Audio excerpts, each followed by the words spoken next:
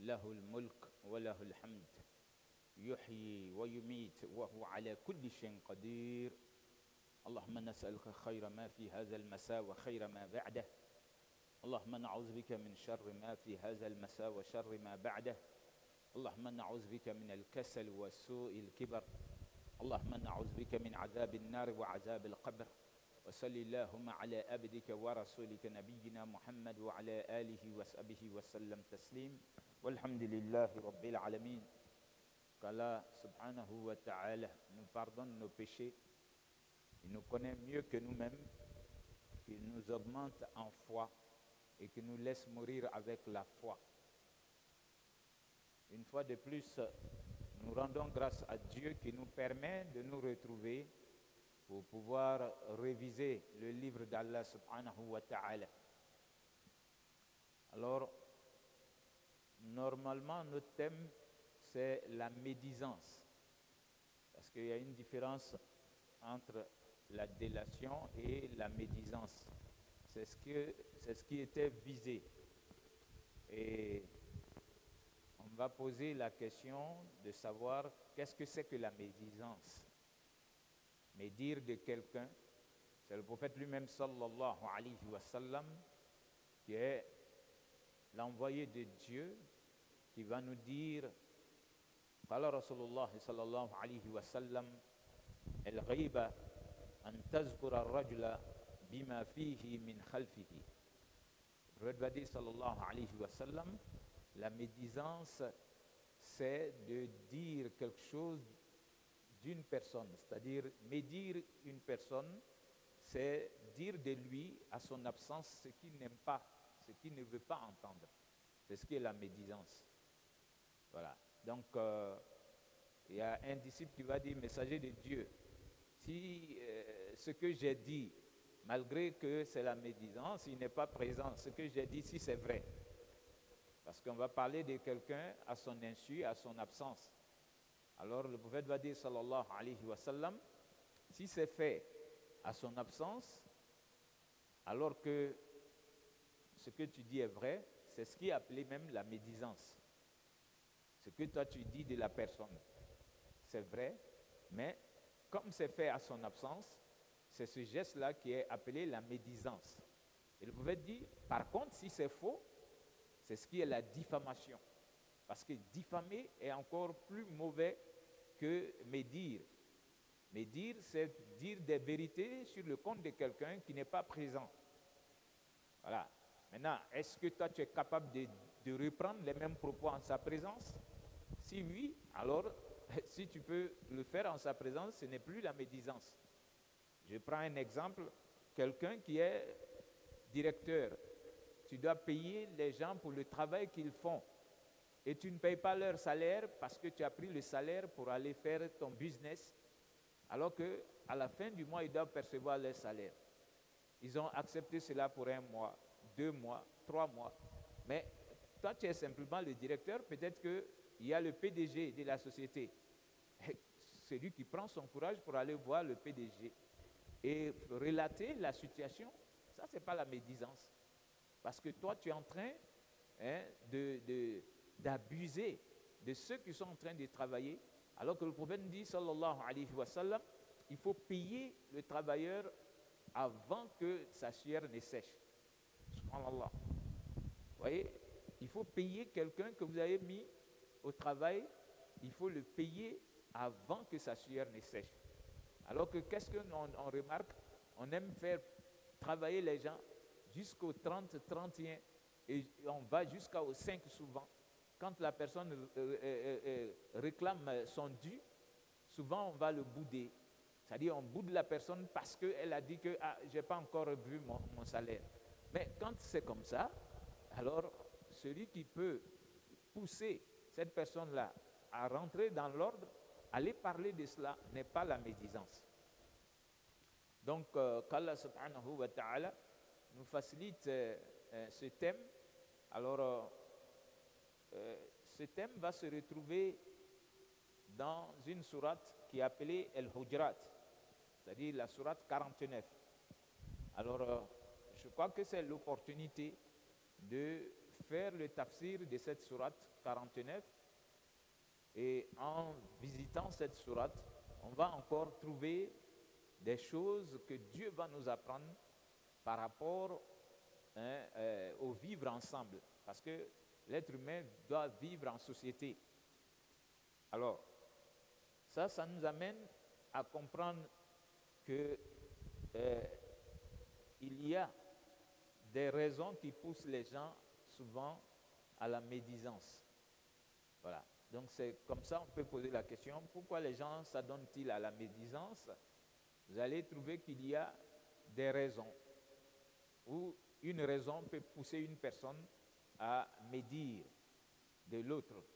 Alors, ou bien plusieurs raisons même. Alors, on a pu recenser quelques-unes de ces raisons. On peut dire que, par exemple, la première raison, tu vas médire de quelqu'un par ignorance. Ce que tu ne sais pas, tu racontes sur le compte de la personne. Subhanallah. Combien de gens qui le font? Tu vois une personne, alors toi, tu as des préjugés, tu as des idées comme ça et tu commences à parler de la personne. Donc l'ignorance peut amener les gens à la médisance. Ça, c'est une raison. On peut dire aussi que parmi les raisons, il y a le manque de confiance en soi-même. Le manque de confiance en soi-même amène les gens à faire la médisance. En troisième lieu, on peut dire aussi l'envie pousse les gens à la médisance. Tu vois quelqu'un, il est dans une position ou une situation ou un statut. Donc toi, tu envies la personne. Donc il y a la haine qui va remplir ton cœur et ça te pousse à médire de la personne. En quatrième lieu, c'est l'ennui ou le temps perdu. Il y a d'autres qui aiment ça aussi parce qu'il n'a rien à faire. Alors il prend le temps de trouver un sujet et il commence à parler de ceux qui ne sont pas présents. Subhanallah. Vraiment, on a tous ce défaut-là que Allah nous aide à nous améliorer. Là, tu veux parler de quelque chose, il faut que ce soit des choses bénéfiques. Mais parce que ceux qui sont absents, alors tu les prends pour sujet de causerie, ça c'est la médisance. Et surtout quand c'est fait dans le sens de la diffamation. Alors, on peut dire aussi parmi les raisons, vouloir impressionner autrui. C'est-à-dire que tu veux montrer que tu connais tout. Toi, tu connais tout des autres. Donc, celui qui est ton interlocuteur, tu veux lui montrer que, ah non, non, il y a tous ceux qui sont ici avec nous, moi je connais leur histoire. C'est toi qui n'as pas d'histoire. On ne connaît rien de toi, mais toi tu connais tout des autres. Donc, souvent, cette impression-là amène les gens à médire. Et puis, il y a enfin la foi, c'est-à-dire la faiblesse de la foi. La faiblesse de la foi. Quand on a une foi qui est faible, alors on s'adonne à ce péché qu'on minimise et qui est grand chez Allah subhanahu wa ta'ala. Le fait de médire d'autrui, c'est petit aux yeux de l'être humain, mais c'est grand chez Allah subhanahu wa ta'ala. Donc on peut dire, qu'est-ce qu'il faut faire pour éviter de médire? Ça aussi c'est bon qu'on le sache en tant que croyant. Il y a des attitudes, il y a des manières de faire qui peuvent vous amener à vous éloigner de la médisance. Alors, en premier lieu, si on commence à médire de quelqu'un en votre présence, il faut prendre la revanche de la personne. Quand on est en train de parler mal de quelqu'un en votre présence, pour décourager votre interlocuteur, toi, tu parles bien de la personne. Mais si tu sais le faire, dans un premier temps, ce n'est pas facile. Parce que lui peut comprendre tout de suite que tu veux le décourager. Mais quand tu sais le faire, Dieu même te soutient. Parce que tu vas amener ton interlocuteur à arrêter ce qui est prohibé par Dieu. Comme ça, ses péchés ne seront pas nombreux. Voilà, ses péchés ne seront pas nombreux. Alors, le contraire est banni. Quand il est en train de parler de l'autre en son absence, toi, tu l'encourages en disant « Ah bon, il a pu faire ça ou bien elle a pu faire ça. » Eh bien, quand toi tu encourages comme ça, alors tu es entré dans le cercle de ceux qui auront les mêmes péchés, puisque ce qu'il est en train de faire est prohibé. Alors, comme toi tu as écouté et tu l'as encouragé à continuer, le péché qu'il aura, tu auras le même péché. Donc, il faut que Allah subhanahu wa ta'ala nous amène à se décourager les uns les autres quand on voit que l'autre est en train de pécher. Il ne faut pas l'encourager. Il ne faut pas le laisser dans la main de Satan. Voilà. Il faut, surtout dans ce cas de médisance, lui parle mal d'un frère ou d'une sœur qui n'est pas présent. Alors toi, tu dis tout de suite, vraiment, moi, je crois qu'il a ces qualités-là aussi. Quand toi, tu parles de ses qualités, alors que lui, il est en train de mentir, il va tout de suite dire, autant arrêter. Parce que moi, je veux diffamer et lui, il veut m'amener à dire que même moi aussi, je peux avoir mes péchés. Celui qui est en train de me dire, généralement, il oublie ses propres défauts. Il est en train de parler de l'autre à son absence. Subhanallah. Donc, le prophète sallallahu alayhi wa sallam, qui est le modèle, il va nous dire, c'est lui qui défend. Celui qui défend son frère à son absence, Allah subhanahu wa ta'ala, il en fait un devoir pour lui-même de l'affranchir du feu. Subhanallah. Quand quelqu'un n'est pas présent et que vous pouvez défendre la personne à son absence, Allah subhanahu wa ta'ala, il se fait un devoir de vous affranchir du feu parce que vous avez pris la défense de votre frère, de votre sœur à son absence. Donc Allah subhanahu wa ta'ala nous accorde son paradis. Vous voyez qu'il y a des gestes souvent que nous minimisons, mais ce geste-là peut vous amener au paradis. Voilà. On est en train de parler de quelqu'un à son absence en mal, pour vous amener à haïr la personne. Alors, il ne faut pas tout de suite entrer dans ce jeu-là, il faut défendre la personne. Alors, en deuxième lieu, ce qu'il faut faire aussi pour arrêter la médisance, ce qu'on est venu te donner comme information, on va faire le tafsir, vous allez voir effectivement, il faut vérifier ce qu'on t'a donné comme information. Celui qui est en train de parler, tu lui dis, bon, j'ai entendu tout ce que tu as dit, mais je vais vérifier. Alors si c'est un gros menteur, il va dire, ah non, il ne faut pas que mon nom sorte de... Pourquoi tu as peur? Si toi tu sais que c'est la vérité que tu es venu dire, eh bien, il ne faut pas avoir peur. C'est l'exemple que je donne. Un chef qui est quelque part en train d'abuser des gens. Les gens travaillent pour être payés à la fin du mois. Toi, tu prends leur salaire pour aller faire ton business d'abord et c'est jusqu'au 10, 15 de l'autre mois que tu dois les payer parce que leur paye a été utilisée d'une manière vraiment frauduleuse pour t'enrichir. Alors que toi-même, tu t'es payé. Toi qui es le patron, tu payes toi-même ton salaire et tu refuses de payer le salaire des autres. Alors, sous prétexte que, bon, on n'a pas encore reçu l'argent, ce n'est pas encore venu, alors que c'est faux. Combien de fois on a vu des gens agir de cette manière, subhanallah. Voilà. C'est comme, tu peux être madame, monsieur, quand il était en train de payer pour sa popote du mois, il te donne le salaire de la bonne. Et toi, tu ne payes pas la bonne le 25, 27, parce que le prophète dit de payer le salaire des gens avant que leur sueur ne sèche. Toi, tu attends jusqu'à le 5, la petite est en train de travailler, elle commence du matin jusqu'au soir, elle se réveille avant tout le monde, elle dort après tout le monde. Mais au 25 déjà, il faut donner le salaire de la personne. Souvent, il faut lui donner même des monnaies. Elle est allée à la boutique pour revenir, tu lui dis, tu peux garder cette monnaie-là. Mais quand elle casse un verre, je vais retirer ça de ton salaire. Quand elle fait quelque chose, je vais retirer ça de ton salaire. Salaire même qu'on ne paye pas à temps aussi. Au lieu de donner au moins le 30, on attend jusqu'au 10. Alors, la petite est en train de tourner, quand elle boude, hein, c'est pour tes 20 000 francs là, ou bien c'est pour tes 30 000 francs là, tu serres la mine comme ça. Mais ce n'est pas grand pour toi. C'est pourquoi elle accepte de venir souffrir. Subhanallah. Donc, je dis, venir prendre son courage et dire à monsieur que jusqu'ici, je ne suis pas payé, Ça, c'est pas faire la médisance au compte de ta patronne. Hein. Quand c'est comme ça, la bonne doit avoir le courage de dire à tonton, tonton, jusqu'ici, aujourd'hui, ça fait le 10, je n'ai pas mon salaire. Ah, ben, gagner ça. Il y a fourbe ça. Voilà. Il y a fourbe ça. On t'a donné ça. Lorsqu'on te payait, comme on appelle la popote du mois, on a ajouté en même temps le salaire de la bonne. Tu dois donner. Tu dois donner parce que c'est l'enfant de quelqu'un. Peut-être que c'est cet argent-là même que les parents attendent de l'autre côté là-bas pour manger. Alors, donc, il ne faut pas minimiser.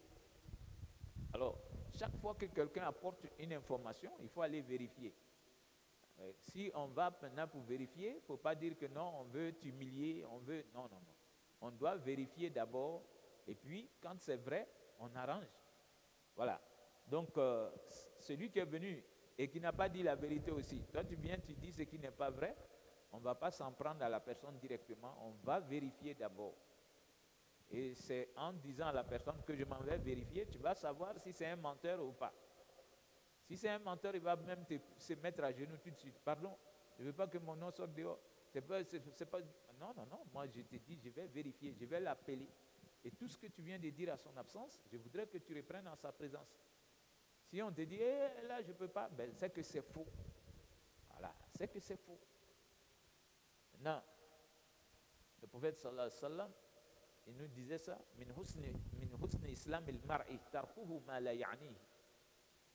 C'est-à-dire que lorsque quelqu'un est en train de faire la médisance, pour décourager la personne, il faut lui dire que ce que tu m'expliques là ne me concerne pas.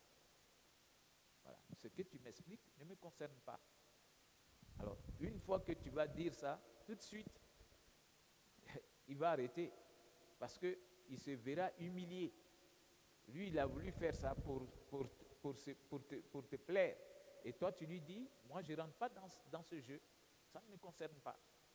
C'est pourquoi le prophète, sallallahu alayhi wa sallam, il va dire, la vraie religiosité d'une personne s'affirme par le fait qu'il n'aime pas s'intéresser à ce qui ne le concerne pas. Donc, si tu peux arriver à ce niveau-là, ce qui ne te concerne pas, tu donnes dos à cela. Le prophète dit, c'est ce qui est le vrai musulman. Donc, le vrai croyant, il s'intéresse à ce qui le concerne. Ce qui ne le concerne pas, quand tu commences à l'amener sur ce terrain, il te dit carrément, ça ne me concerne pas. Je ne veux même pas en discuter. Donc, ça décourage aussi ceux qui vont faire la médisance. Alors, quand on fait la médisance aussi, c'est-à-dire on vient médire de quelqu'un en ta présence, pour décourager la personne aussi, il faut te mettre à la place de celui dont on parle. Ce qu'on est en train de dire sur son compte, si c'est toi-même, est-ce que tu vas pouvoir supporter cela? Donc si tu te mets à sa place, ça fera que tout de suite, tu vas dire non, moi je ne pourrai pas supporter qu'on dise des choses sur mon compte à mon absence. Alors ça va t'amener à te décourager, à décourager celui qui est en train de poser l'acte de la médisance. Ou bien, il faut carrément changer de sujet. Il est en train de parler de quelqu'un, toi tu lui parles de ce qui se passe dans le monde aujourd'hui. Par exemple, tu vas dire, ben, Dieu nous démontre combien de fois il est le Seigneur des cieux et de la terre. Mercredi passé, on a vu qu'il y a eu l'orage à la Mecque, il y avait du vent qui prenait les gens dans l'enceinte de la Kaaba et les trimbalait. Subhanallah. On a vu que la tour qui est aujourd'hui comme un symbole de la Mecque, la tour de la Mecque a été frappée par la foudre. C'est pour vous dire que quand Dieu il veut corriger l'être humain, ce n'est pas parce que tu te retrouves en Arabie Saoudite ou bien auprès de la Kaaba que Dieu ne peut pas se venger de toi. Et tout ce qui va arriver se fait par la permission de Dieu. Dieu le dit dans son livre, Ma asaba min musibatin illa bi idnillah.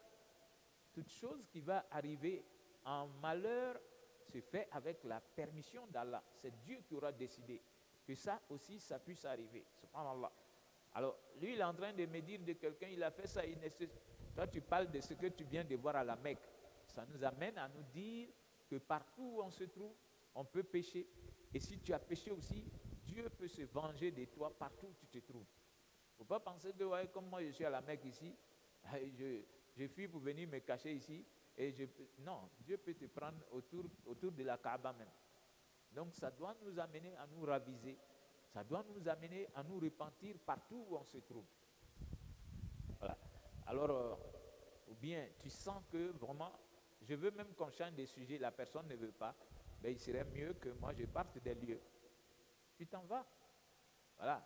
Parce que si je veux t'amener à changer de sujet, tu ne veux pas, mais moi je ne m'assois plus avec toi. Je m'en vais pour ne pas que vraiment j'écoute même avec mes oreilles. Parce que le prophète sallam dans un hadith, il va dire nos membres commettent des péchés. Subhanallah. Les péchés des yeux, c'est le fait de regarder ce que tu ne dois pas regarder. Si tes yeux sont tombés là-dessus une première fois et que tu as enlevé tes yeux, cette première fois n'est pas notée par l'ange parce que Dieu aurait voulu que tu vois. Maintenant, est-ce que ta foi qui est dans ton cœur t'a amené à détourner la vue de ce que tu regardais et qui est prohibé? Si tu as pu le faire, tant mieux. Mais si tu n'as pas pu le faire, tu as trouvé plaisir, tu as regardé avec tes yeux auront péché. Alors, on peut pécher avec les oreilles en écoutant ce qui est prohibé, comme la médisance. Quand tu vas écouter la médisance, c'est que tes oreilles auront péché en écoutant. On peut pécher avec la main. Ce que tu ne dois pas toucher, quand tu touches, c'est aussi le péché. Voyez-vous? C'est-à-dire que le prophète, ça c'est un exemple que je donne, il va nous dire que une femme que tu peux marier, tu ne peux pas lui serrer la main. Tu ne peux pas serrer la main à une femme que toi tu peux marier. Mais une femme que tu ne peux pas marier, ça peut être toute femme qui est considérée comme ta maman, ta soeur, ta petite soeur, ta grand-mère. Tu peux serrer la main à ces femmes, tu peux leur faire l'accolade. Mais à part ça, non, c'est ma soeur en islam, ou bien c'est, si en islam tu peux marier une femme, vous pouvez vous saluer. On peut se saluer, assalamu alaikum. On peut parler entre nous, mais il faut éviter le contact. Parce que le prophète va dire, sallallahu alayhi wa sallam, il est mieux pour toi de prendre la braise avec ta main que de serrer la main à une femme qui est interdite à toi, qui est prohibée pour toi. Donc, une femme que tu peux marier, tant que tu ne l'as pas mariée d'abord, tu ne dois pas toucher son corps. Voilà, il ne faut pas dire non, serrer la main seulement, mais c'est à partir de cet instant-là que Satan, qui est alloué à vous tous, nous tous on a un Satan qui nous est alloué par Dieu. Donc c'est à partir du contact physique que ce Satan-là va parler à vos cœurs. Et c'est à la suite de ça maintenant que tout peut arriver. Subhanallah. Alors l'islam n'attend pas qu'il y ait problème pour donner la solution. L'islam te dit, voilà la solution avant même que le problème ne soit un problème qui va nous amener à chercher la solution. Donc, à partir de l'état embryonnaire, l'islam te dit, voilà comment tu dois te prendre. Alors souvent, ça choque des gens. Ah non, je suis venu, l'imam ne m'a même pas serré la main. Si tu es musulman, on doit pouvoir t'expliquer. Si je peux te marier, on peut se saluer. Salam alaikum wa alaikum salam, comment ça va? On peut parler, on peut causer, mais se serrer les mains, ça peut se faire avec une personne qui est arrivée, qui n'est pas musulmane. Voilà. Parce que l'islam aussi, c'est la sagesse. Une personne qui n'est pas musulmane, qui ne sait pas, arrive et qui veut saluer l'imam, moi, à ma place, je serre la main à cette personne. Si même elle est une femme, je lui donne la main. Voilà. Alors toi, si tu ne sais pas, je vais t'expliquer ainsi. Peut-être en refusant de donner la main, c'est-à-dire que la personne sera tellement choquée, puisque d'abord, elle ne comprend pas. Ce n'est pas sa religion. Alors toi, tu vas dire, non, comme tu es une femme, je ne te donne pas la main. Mais si elle était venue pour apporter quelque chose, même à ta communauté, elle risque de partir choquée. Et tu n'as pas été un bon ambassadeur de l'islam en ce moment. C'est comme le prophète lui-même, sallallahu alayhi wa sallam, il y a des chrétiens qui voulaient vraiment s'entretenir avec lui par rapport à sa prophétie et à Jésus, puisque pour eux, Jésus est Dieu. Et le prophète qui est venu dit que lui, dans sa religion, Dieu, il est unique, il n'a pas enfanté, il n'a pas été enfanté, il n'a pas de semblable. Quand ils sont venus, le prophète les a reçus dans sa mosquée. subhanallah, dans sa mosquée. Après l'entretien, il était l'heure de prier pour eux. Ils ont dit, bon, ils vont aller prier dehors et puis revenir. Le prophète a dit, non, priez dans ma mosquée. Ça, c'est des hadiths qui sont là jusqu'aujourd'hui. Aujourd'hui, tu vas voir, quand on va inviter quelqu'un qui n'est pas musulman pour venir à une cérémonie, quand on le fait entrer dans la mosquée, il y a d'autres qui peuvent en mourir, tellement leur cœur est serré. Donc l'islam, ce n'est pas une religion d'avis personnel. Si lui, sa venue peut l'amener à voir le déclic et embrasser l'islam, mais pourquoi refuser que la personne vienne? Ça peut être par exemple une autorité. Voilà, on souhaite que la personne soit là pour une cérémonie, mais si ça se fait dans la mosquée, la personne peut entrer. Il ne faut pas dire pourquoi. On a vu ça combien de fois lors de la Covid, c'est-à-dire quand il y a eu Covid, nos lieux de culte étaient fermés. Alors, on a vu en Europe, il y a des chrétiens qui ont ouvert une partie de leur église. Et ils ont demandé aux musulmans s'ils veulent faire leur prière de vendredi, de venir prier. Subhanallah. Ah non, ça a été un scandale aussi pour d'autres. Ils sont allés faire la prière de vendredi dans une église. Mais on a fermé leur mosquée. Voilà. On a fermé la mosquée. Alors, ceux-là leur permettent de venir prier. Vous voyez que nous, on minimise les choses. Mais si on peut t'offrir la mosquée pour venir prier, ou bien t'offrir l'église, Dieu, il va regarder en ce moment précis ce qui est dans le cœur. Alors, ceux qui sont venus avec cette vidéo pour que moi je me prononce, c'est ce que j'ai repris pour eux. Si des chrétiens aujourd'hui en Europe donnent leur église parce qu'il y a cette épidémie, ça ne doit pas être quelque chose de nouveau. C'est le prophète qui a commencé ça. Il a permis aux chrétiens de prier dans sa sainte mosquée. Alors, si nous, on n'a pas de mosquée dans un lieu donné en tant que musulmans, il y a des chrétiens qui nous disent, prenez votre direction de prière dans notre lieu de culte, prononcez votre Coran, faites vos prosternations et tout, priez comme vous voulez prier. Ceux qui l'ont fait, ne condamnez pas ceux-là. Donc pour d'autres, comment des musulmans, ils vont aller prier dans une église? Voilà. L'islam n'est pas une religion d'avis personnel. Il faut tout le temps s'approcher de ceux qui connaissent, pour qu'on te donne la bonne version et que tu ne sois pas en train de commettre des péchés avec même ta parole. Voilà. Donc, sur ce, on va aller maintenant au tafsir de cette sourate. Je dis, c'est une sourate qui est importante. Alors, Allah subhanahu wa ta'ala